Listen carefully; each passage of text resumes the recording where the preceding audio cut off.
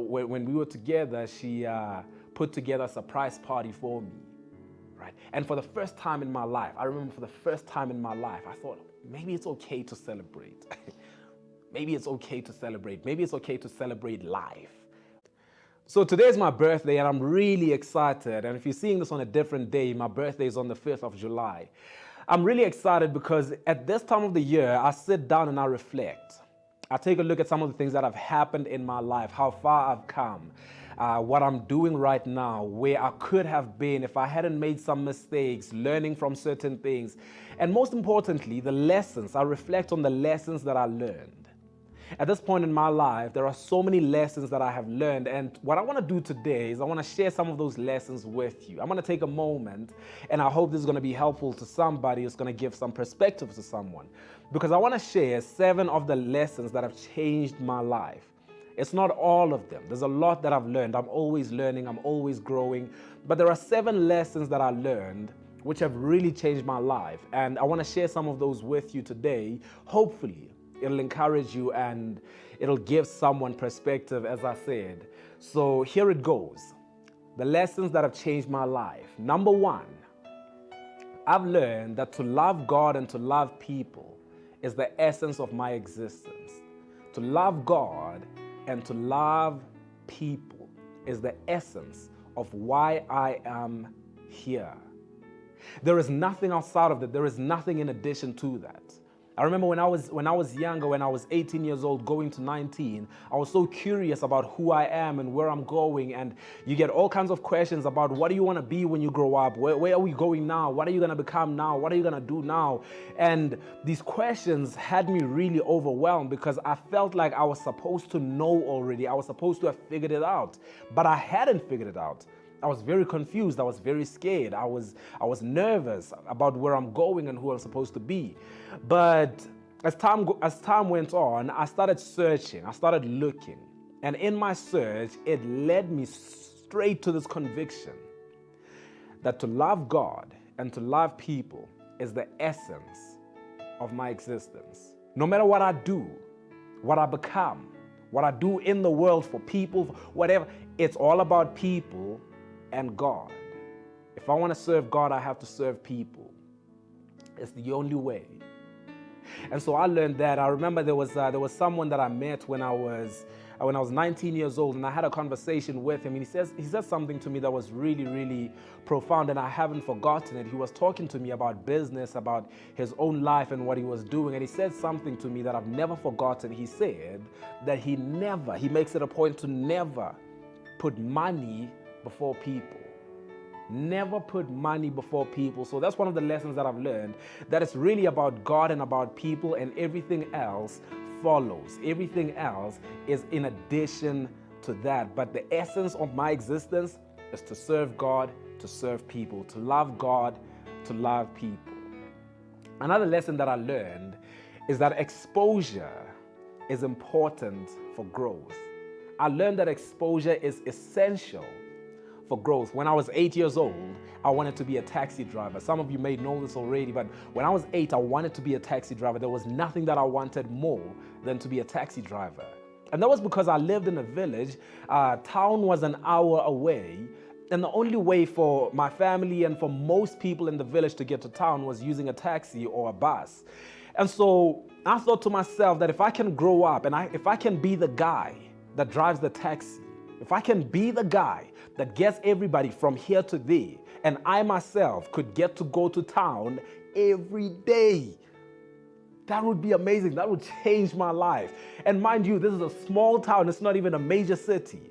I just wanted to be able to go there because that's the best I had been exposed to. Every time I went there, I was amazed, right? I saw the big buildings, and it's not necessarily skyscrapers, but it was still amazing because it was the biggest thing that I had been exposed to. And as I grew up, my aspirations changed. And just like for most people, right? For a lot of us, as you grow older, what you want and what you aspire to changes. And it changes as you are exposed to more, to different things, to bigger, to better. And you realize that what I wanted was not actually as good as I thought it was. You know what I'm saying? Like the person that I thought would change my life if I could just be with them. Once I'm exposed to some other people, I get to talking to other people and I get to seeing other people, I realize that, you know what? I can do better. I'm so glad that I didn't jump in there because I can do better. So what I've learned is that exposure is essential for growth. Whatever it is that we dream about at certain stages in our lives, it changes as we are exposed to more. One point, and it's the little things. You get to sit in somebody's car and you're like, so this is, people can have this kind of car. Normal people can have this, right? You visit somebody's house and you're amazed. What?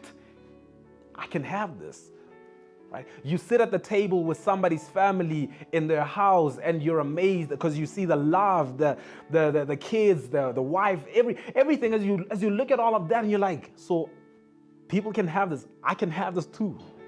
I can have this too. And you start to dream different, right? It was when I sat down with people like Thibaut Touch. As I sat down and had conversations with people like Thibaut Touch, who he himself has sat down with major figures in society. He has sat down with the likes of Floyd Mayweather and all kinds of celebrities. And when I look at that, I'm like, so you were with them. I got to sit down with you. So wait a minute. I think there's more to this, right? I really think there's more to this.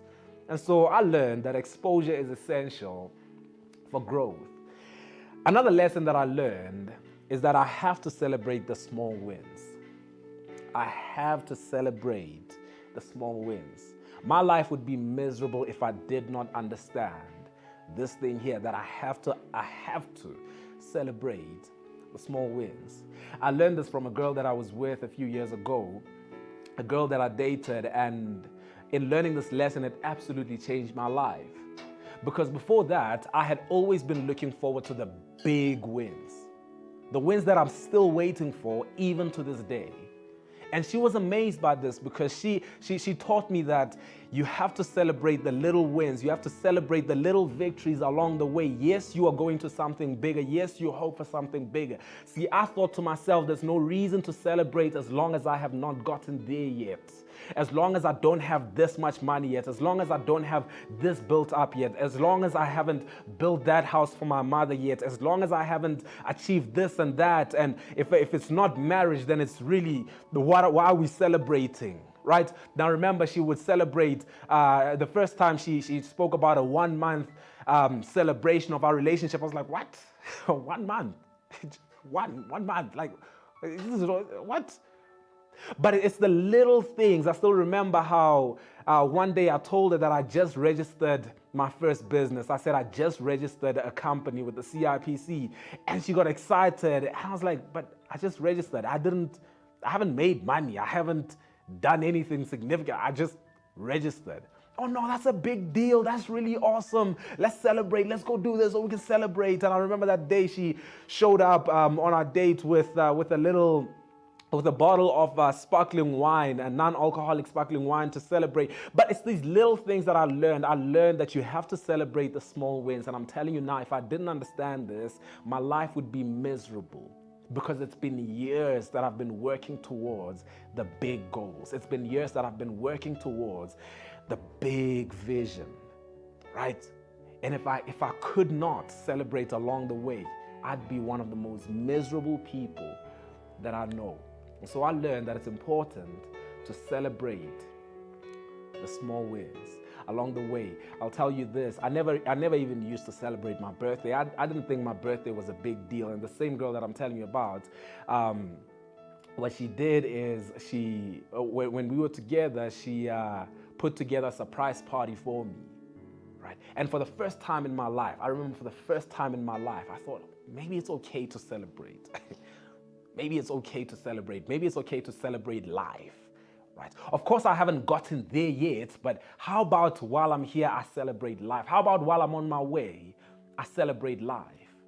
How about on my way to my 70th birthday that I think is going to be a major deal? How about on my way to the 50th birthday that I think is going to be a big deal? I celebrate the 21st, the 22nd, the 23rd. I celebrate along the way. Right? So I learned that I have to celebrate the small wins. Another lesson that I learned was this. I learned that words matter. I learned that words matter. I have to be mindful of how I use my words. I have to be mindful of what I speak. And here's why I tell you this. To this day, I still reflect on words that were spoken to me about 7 years ago. 7 years ago, someone said something to me that I am still to this day reflecting on. There was a lady called Deborah, and I remember a conversation that I had with Deborah where she looked at me and she told me this. I'll never forget. She said to me, Poloko, you are a very bright young man, and I believe that you can do anything that you are passionate about. She said to me, I believe that whatever you are passionate about, you can do it. And I've never forgotten those words, because even to this day, whenever I think about doing anything, whenever it is that I get some kind of thing that excites me, I'll go for it, because I remember that there was someone who told me that there is nothing that I cannot do. I can do anything that I am passionate about. And so words matter. This day, I'm still reflecting on words from 7 years ago. And I'm telling you, today, you can say some words that can change somebody's life. That's why I use up all of my time, as much of my time as I can, to speak words that build people.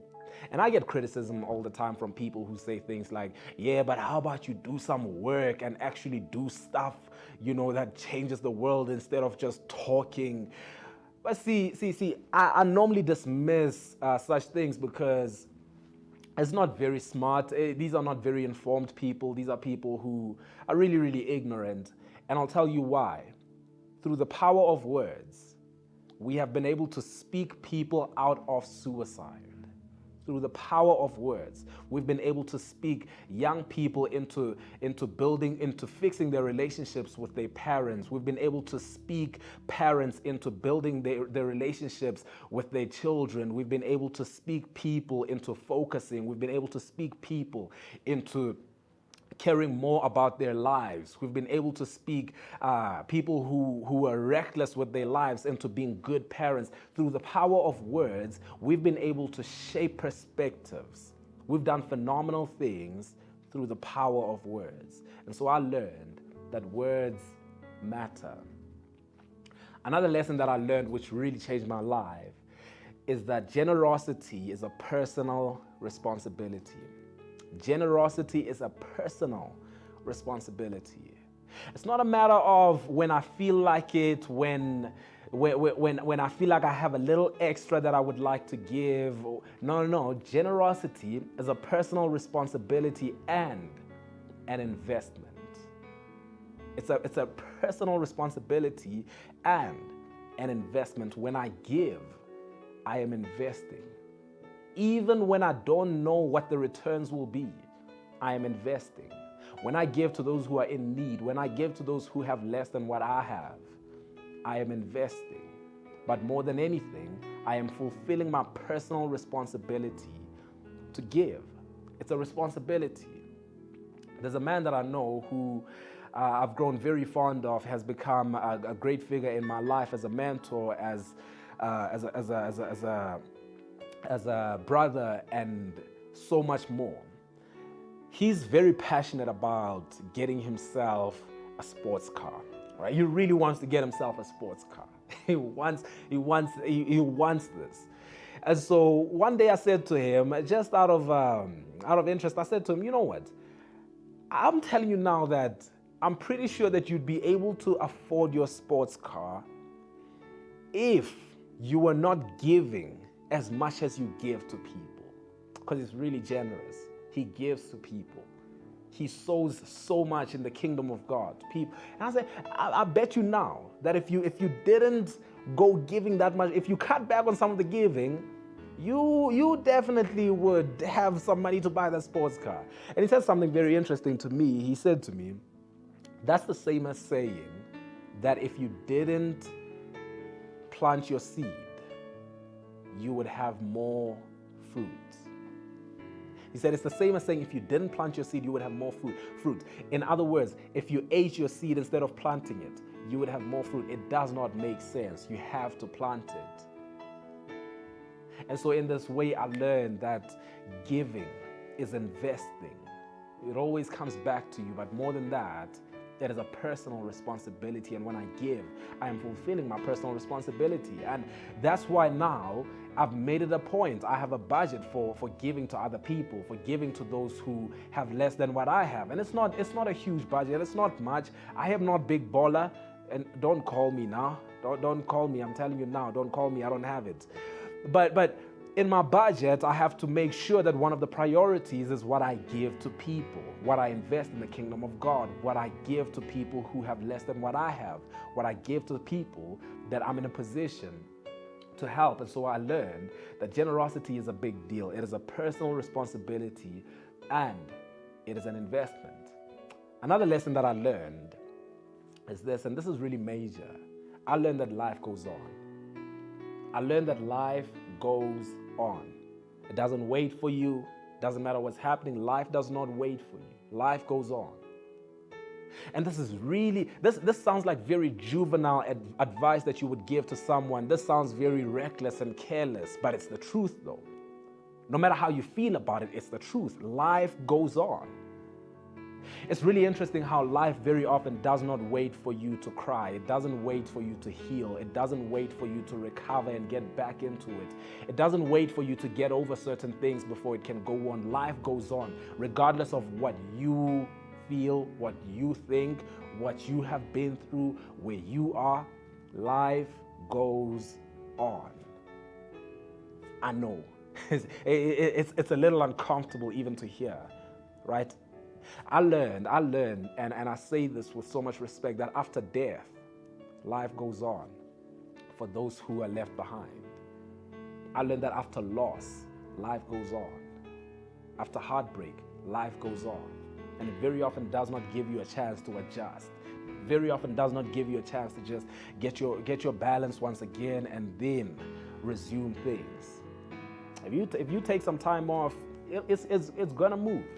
And I'm not saying to us that we don't take time to mourn when we have to. We don't take care of ourselves. We don't rest. I'm not saying any of that.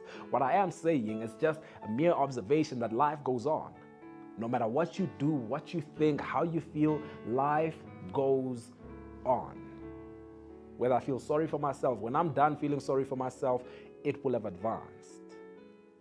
I still remember when I wrote my first book, I was going through what was probably the closest thing I've ever come to depression. I don't think that I've ever suffered through depression, but this was probably as close as I went to depression. I never felt like I was close to depression as much as I felt at that time. But every single day I had to get up and I had to write this book. And things were falling apart, and it was just when the pandemic had started, right? And just as it started, things started falling apart, and I just had to get up in the morning, write the book, do what I have to do, figure some things out, get going, right? I had to do what I have to do.